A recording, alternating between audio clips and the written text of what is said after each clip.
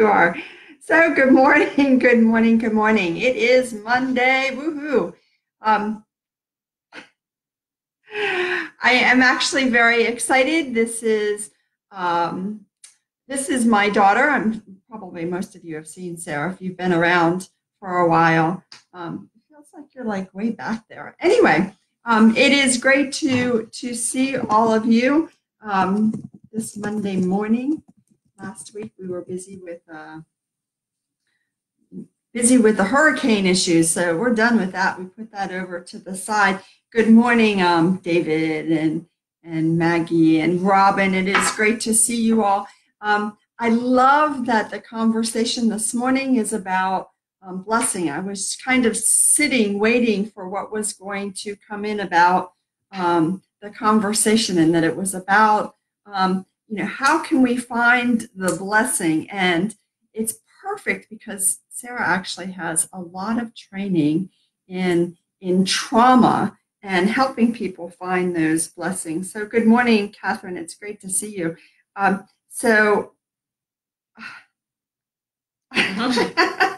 usually I'm just busy having conversations. So the first piece that I received this morning is that it is not always easy to find a blessing in something. And what I was being shown this morning was going back to my childhood and seeing in my childhood when something would happen and my mom would say, yeah, but there's something that's good that's going to come out of this. Something good is going to come out of this.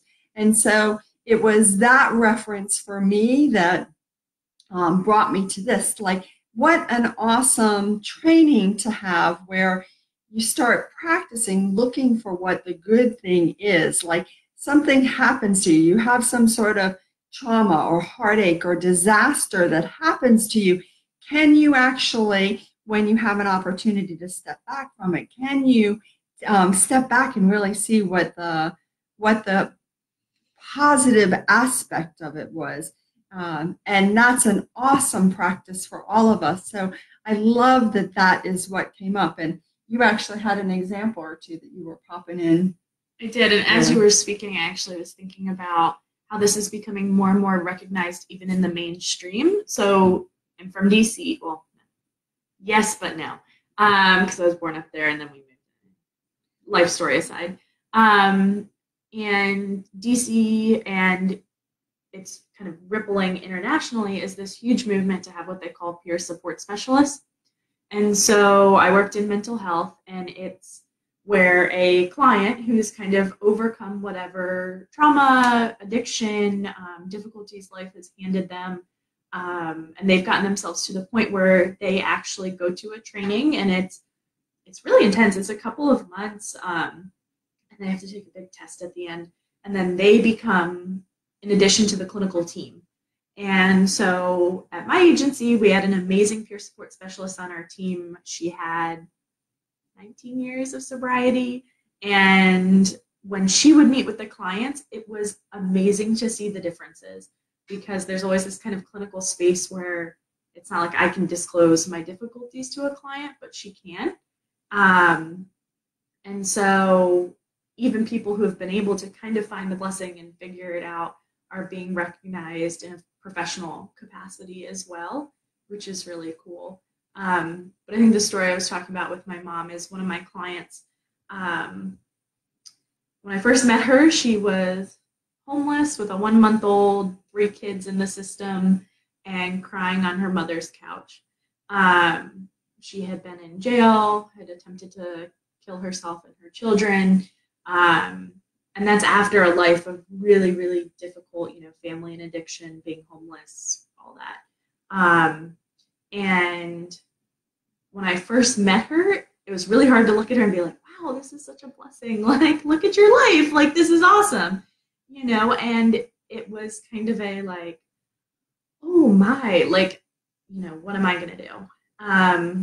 But watching her, I worked with her for 2.5 years, grow and process, and just like she talked about like, yeah, when I was at the mental health hospital for a number of months, like I was so lucky to be able to participate in this trauma group that our agency actually developed. And she's now getting ready to write her life story, and her goal is to be a motivational speaker, not because she's in this perfect space, but in our time together, she got a housing voucher, got all her kids back, and is working, so life has that kind of development.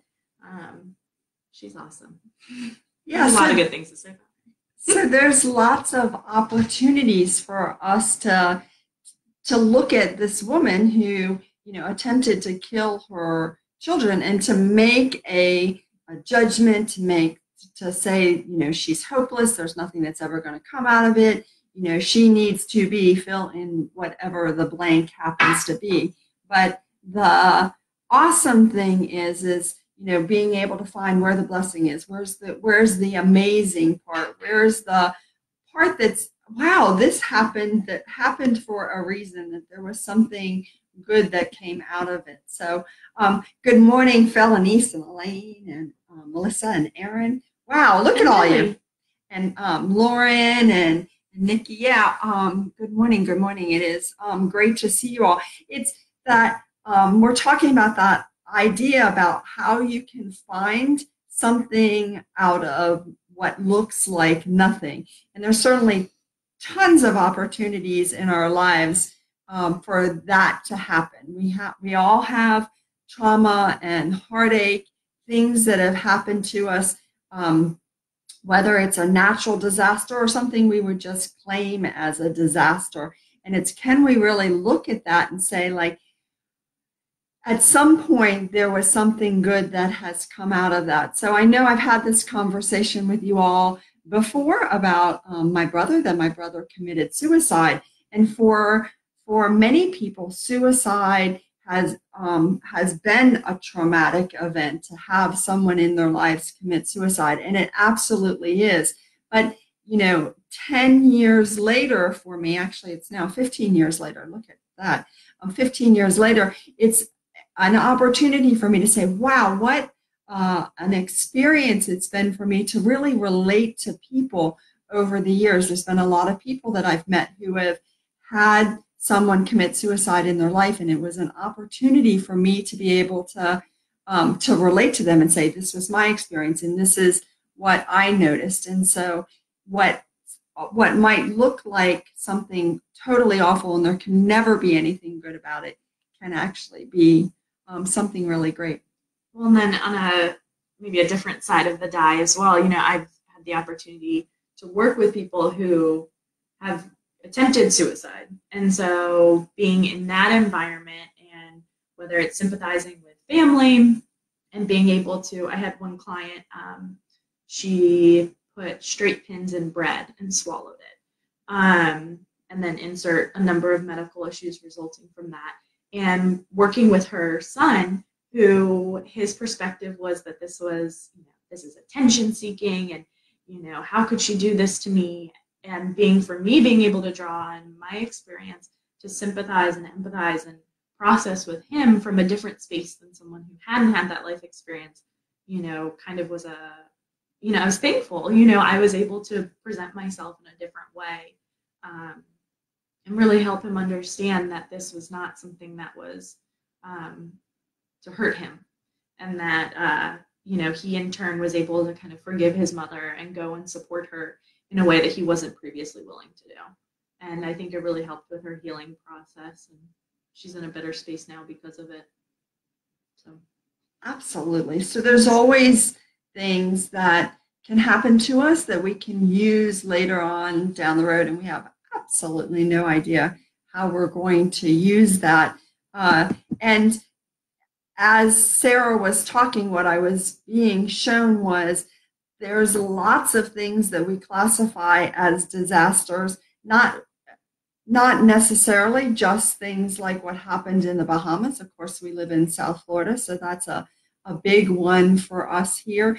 But there's also a lot of things that all of us would classify in our lives that are disasters. And what I was being shown was natural disasters that have happened around the world, but also things that are kind of these man-made disasters, the issues that people have with the well, no, this one first. Let me just say that is the what's happening in the oceans. Like, I can't believe that we're throwing so much trash in the oceans, that we're destroying, land in South America, that we're all of those kinds of examples is what I was being shown as well. These ideas of where we classify other things that are happening in the world as disasters. And it's like, how can we find the blessing in that? Where is the thing that could be good, that could be coming out of that happening?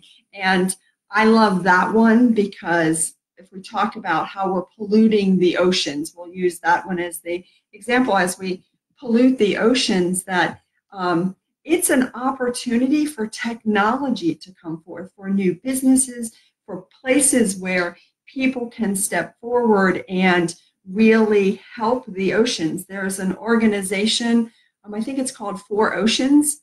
It might be 2 Oceans, but it's an organization where they are going in and they're doing a ton of cleanup of the oceans. And those people who are doing that are contributing to society, learning skills, having opportunities to make a difference, where if the oceans were completely pristine and we didn't have any issues, they wouldn't have that opportunity. So it's a lot of chances for us to grow, to use what is happening in the world to become better people, to become a better humanity. So it's a really cool thing. There's a lot of people who are popping in, because Nicole and Jackie and Shai, Eileen, Regina, it is great to see all of you this morning. This is Gretchen. This is my daughter, Sarah, who is down visiting us for a week.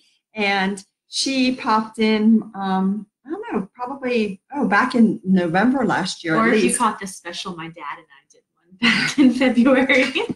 Yeah, it's really fun. She is very well spoken. She actually has a lot of certifications in trauma and has experienced the trauma and the heartache and the disaster part in a professional way. And so it was a really fun opportunity for her to pop on this morning and have this discussion with me. And of course, it was a very traumatic thing to grow up as my daughter, right? No, just kidding. But I'm going to interrupt you. Go ahead. So one of the things that we were talking about earlier, and I just don't want you to forget, is the idea as well that when you're talking about different people viewing different disasters, it's all it's all relative to the person. True.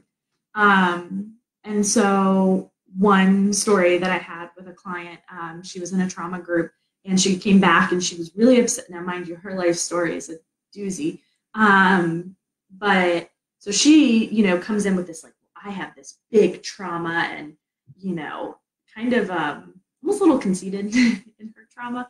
But she was really offended because in their group, they were talking about what is the definition of trauma and how broad it is. And one of the women in the group was talking about how it was really traumatic for her when she lost her first tooth, and that she didn't know that that was something that was going to happen as a child, had never been told. And all of a sudden, this thing that's supposed to be in my mouth is out of my mouth, and there's a lot of blood, and now I'm going to lose all of them, and I'm going to be a gum person, and I don't know what's going on. What an awesome example. Yeah, wow. It was very scary, apparently. But, as a child, she was terrified. And so my client comes in, she's like, and she thought that was trauma. And so to make it more relative for her, this is great that Justin's here because this is about to turn into a period talk. So, hi, Justin. And so I made the reference to kind of help normalize it for her, knowing that she didn't really have a family that would have explained to her anatomy or anything like that. Well, how did you feel, when you had your first period? She's like, oh my God, I thought I was dying. I didn't know that was a thing. All of a sudden, my body is losing blood and I'm definitely about to die because that's what death is. Your blood comes out of your body. And I said, yeah, Could you imagine, that kind of stuff happening to your teeth? Like, there was a lot of similarities in that you could constitute that as a trauma. You have this moment where you think you're going to die or your life is going to end or the chapter's ending. It could be a relationship ending, and that's your trauma where you're like, oh my God, this thing that I projected as my life is now done. And that it was really eye-opening to kind of participate in that experience that, trauma is not, rape, death, destruction. It's just rape, death, and destruction. Correct. Yeah. And that it could be all of the things, you knock your parents' favorite vase off the table.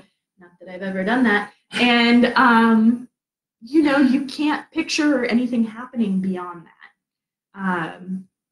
And that, when you approach somebody, whether it's a client, a friend, a family member, somebody just in the community, that for them, this is their trauma. And how do you approach it, maintaining that kind of like both healthy boundaries so you're not feeling what they're feeling, but also like recognizing the kind of like, I see this as hard for you, and while I don't see it that way because I can see the blessing, I can see past this, I understand that you breaking the vase is really not that big of a deal because it came from Pier 1 and they have more.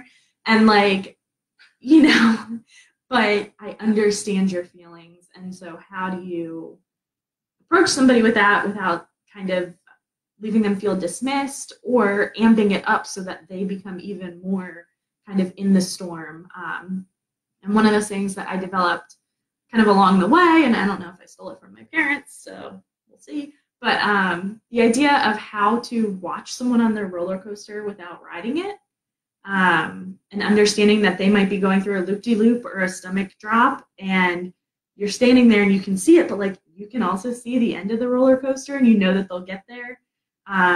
But if you start riding it too, you can't see the end of the roller coaster. You can't see like the fun part.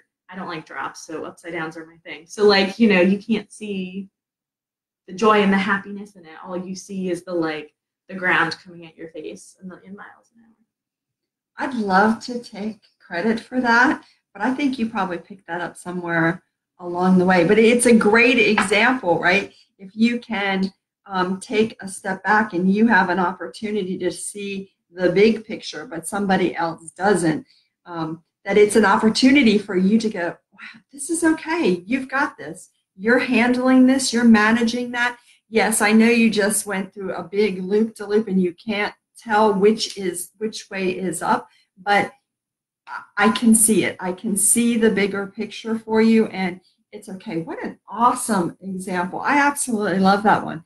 And it's perfect. I love the way this conversation kind of took a turn, but it is took a loop-de-loop. Took a loop-de-loop. But that's a great analogy for us from the perspective of being people who want to help other people, right? That's our job, is to take a step back and look at it all and go, okay, you've got this. You're doing really well. It's, you're almost at the end of this particular ride, right? You've got this.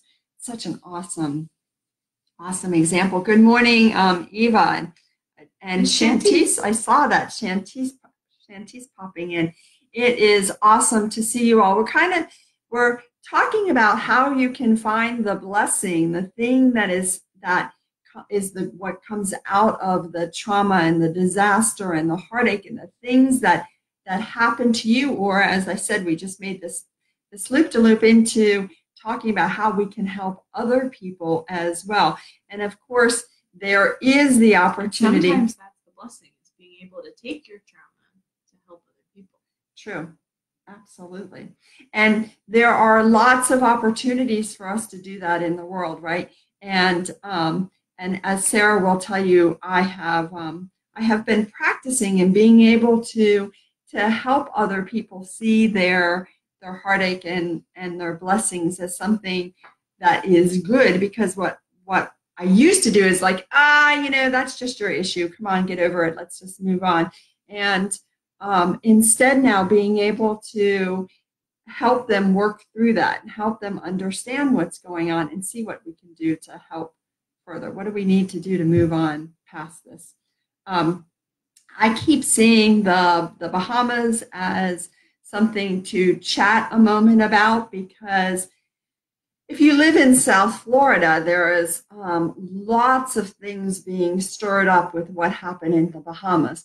There are the issues of people seeing how easily it could have been them that had the loss of electricity, the loss of a house, the loss of life, all of those other things. But there's a lot of people wanting to help. People want to help. People want to get out there and they want to help.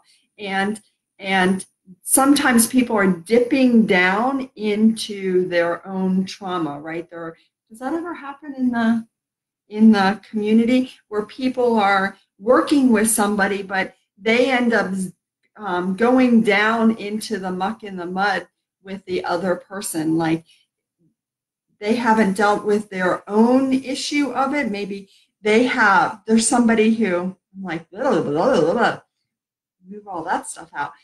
Maybe it's somebody who went through Hurricane Andrew and has had a lot of trauma with going through Hurricane Andrew and hasn't really resolved all that stuff. And so when they go to help the people in the Bahamas, they're still working through their own stuff from Andrew and not necessarily being able to help from a place of really being helpful, but working from a place of Freud talks about it. Ooh, I don't know if I want to talk about Freud, but certainly us being able to recognize when we have our own stuff, right? Oh, I have my own stuff here I need to work through, and then I can go and help somebody else. It's kind of like being a lifeguard and having some sort of trauma as a lifeguard, and then the opportunity of presents itself to jump in and help somebody else. But if you can't really save the person, if you can't really help the person, then you don't have any business being jumping in the water. Well, I worked at the mental health nonprofit for about 5 years, and so I started there right out of college, like no clinical experience, but somehow I had the wherewithal to turn to my supervisor at the time, and I was like, hey, look, like, I've gone through XYZ, so I don't know what kind of clients are going to walk through the door, but those that are XYZ or XYZ adjacent, I can't work with them. And I said I can't. And then it kind of stepped into, I can, but I'm going to need more support. And then it became, okay, I got this. And then sometimes I didn't got this, but then I figured out how to get it back. And so to me, it's almost like having you have to have like double awareness. When you've gone through something, if you've gone through a really bad hurricane, knowing that hurricanes are going to be a trigger for you or are going to be, tough or make you kind of want to have this like ultra savior complex, and being able to communicate that to, your supervisor or whoever that person is in your life. Hey, this is going to be really tough for me because of XYZ. And then it gets a little less, because you don't want to be the lifeguard that has had a trauma with water and then the person's drowning and you freeze. Instead, maybe you want to start with the little plastic kiddie pool, and then you want to graduate to the little bigger kiddie pool. Mm-hmm. And it's totally okay to have been in some sort of issue yourself, right? It's okay that you have had your own trauma event and you can recognize that and say, oh yeah, I've had this, and I can see where this is going to be a trigger for me. This is going to be an issue for me. This is going to be tough for me to be able to handle. And I'm not going to necessarily see it as clearly as I could if it had never happened to me. There is a point where you can see it. It's a point where it's a total trigger for you, and you know that you need to take a step back and go, you know what? I have my own stuff to handle on this. I'm not ready to jump in and help there. But then there's also the place that you grow into where it's like, now I'm completely ready to help, and I can relate to the conversation. I can understand, and I can help you through your own process. And so it's an opportunity. Each trauma event that happens is an opportunity for us to see where am I standing? Where am I standing on the line?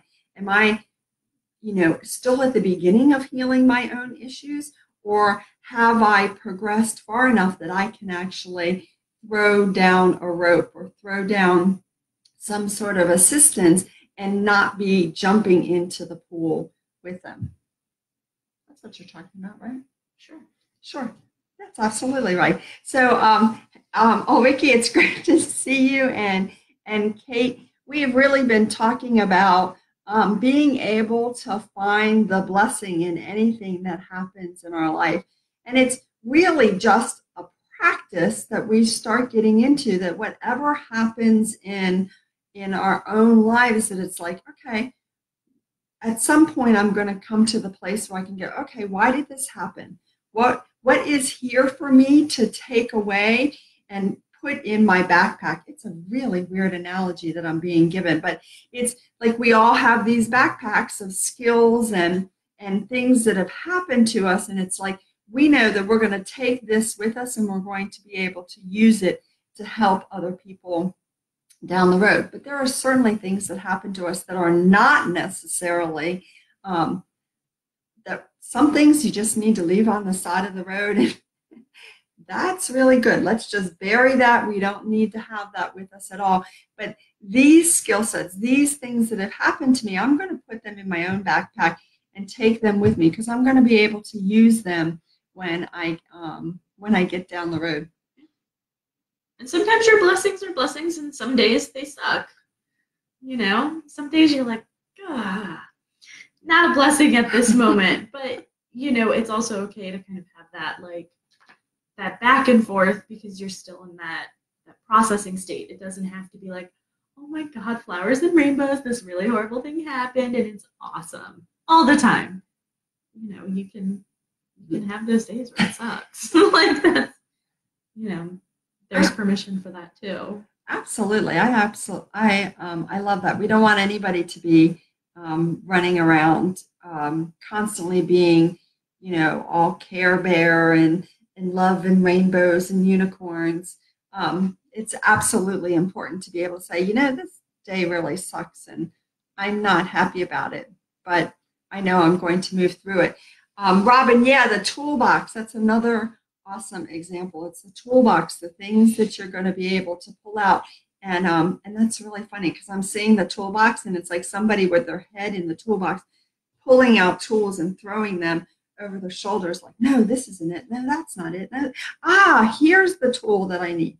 Here's how I can relate to people and relate to this particular issue. And so it's a great opportunity for us to build our toolbox and to know that there's always something good somewhere in there. Remember the part that everything is an agreement. Everything in our lives is an agreement. We decided all of this stuff long before we came into this lifetime. And so when we hit these situations that they're like, oh, this must be an agreement. What am I supposed to learn from this? What am I supposed to take away from this? How can I enrich my life as I move forward? So good morning, Chelsea and Holly. It's great to see you. Hi, Holly. And then also, not only is it your agreement, but remembering that it's their agreement. And I think that's sometimes the part that's really tough. Like, whether it's sitting across from a client or a family member, like who's gone through something and being like, oh shit. You can say that. Like, that was your agreement and now I have to sit here with you and this is like really hard to hear, or, whatever, but I guess my agreement is to help you through it, or that part. And so it can be tough. Like, my mom talked earlier about my uncle, like to sit back and be like, his agreement was to go out early. And that's tough. It's hard to like remember that not only is that his agreement, but it was my agreement to go through it. And so that distinction can be sometimes a hard thing, because it sounds almost insensitive in a way at times. If you put it just with that sentence, it was your agreement to go through this horrible hurricane. What was your agreement to like be born into a family where your father rapes you? Like, that was your agreement. And so figuring out how to situate yourself to where, again, you can see the roller coaster and it's like, okay, I know that's your agreement. Maybe I don't say that to you, but how can I help you translate this more into a blessing and less like a curse? Absolutely. That's a really good way to end this. That is, how can we turn this thing that looks like a curse into a blessing? That there is something good coming from all of this. So we absolutely appreciate that you all tuned in today for this special edition of my guest, Sarah Sachs. And we love and appreciate each and every one of you, and we hope that you will tune in again soon. Bye. Bye.